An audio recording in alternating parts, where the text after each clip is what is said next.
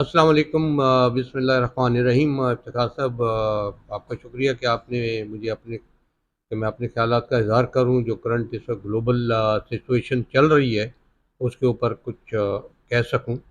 پہلی بات تو ہے جو سیز فائر کے بعد جو کرانے میں اور اس کے بعد جو ڈائلاگس کے لیے جو ہمارے آرمی چیف اور پی ایم نے محنت کی ہے، میں سمجھتا ہوں ایک بہت بڑا کریڈٹ ہے۔ اور سب سے بڑا کریڈٹ تو یہ ہے کہ 45 سال پلس کے بعد ان دوستوں کو جو کہ آپس میں ایک بہت اختلاف رکھتے ہیں ان کو ایک ٹیبل پہ بٹھانا ایک بہت بڑا جو ہے وہ کارنامہ ہے۔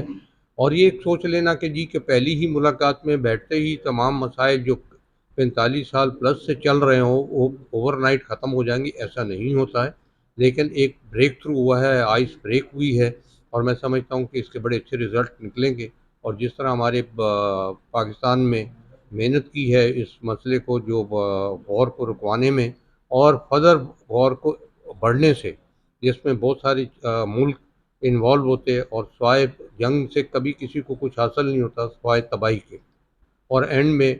اس تباہی کے بعد بھی لوگ ٹیبل پہ ہی بیٹھتے ہیں۔ اب جو اس وقت کا سینیریو ہے، جو اس وقت حالات ہیں، میں سمجھتا ہوں اس وقت بہترین موقع ہے پاکستان کو ان چیزوں کا ایڈوانٹیج لینے کا۔ اور وہ ایڈوانٹیج یہ ہے کہ جی کہ پہلے جیسے آپ کے اس وقت آپ کی پورٹ، آپ کے ایئرپورٹس، یہ ایک بہت بزی شیڈیولس میں چل رہے ہیں، اور ہمیں اس کا فل ایڈوانٹیج لینا چاہیے۔ اور یہ ایک اللہ نے ہمیں موقع دیا ہے، ہمیں اپنے چارجز اپنی چیزوں کو کم کرنا چاہیے، سول ایویشن کے چارجز کم کرنے چاہیے، تاکہ یہ ایک ہب جو ہے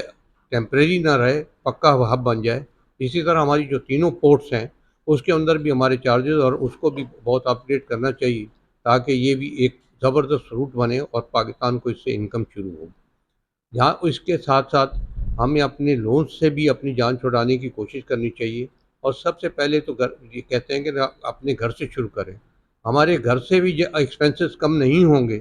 ہماری لیڈرشپ کے ایکسپینسز کم نہیں ہوں گے۔ یہ اسمبلیوں کے اندر جو چیزیں پاس ہو رہی ہیں اور جو صرف اپنی مراد اپنی چیزوں کو پاس کرتے ہیں، کوئی چیز آپ اگر آج کراچی شہر کو دیکھ لیں، ان کی سڑکیں دیکھ لیں، ان کا انفراسٹرکچر دیکھ لیں، جو ہے ایک لطیفہ بن چکا ہے۔ اور کئی بار آپ نے ان واٹس ایپ پہ دیکھا ہوگا کہ تباہی کی ضرورت نہیں ہے، کراچی کو آ کر دیکھ لیں تو یہ اس کی فوٹویں کھینچ کے بھیج دیں تو آپ کہہ سکتے ہیں کہ جی کہ یہاں بمبارمنٹ ہوئی۔ تو اب ہماری تو یہ کراچی والوں کا تو یہ حال ہو گیا۔ میں سمجھتا ہوں کہ ہمیں بھرپور فائدہ لینا چاہیے، اور اس حالات کے تحت ہمیں اپنے ملک کی ترقی کے لیے کام کرنا چاہیے۔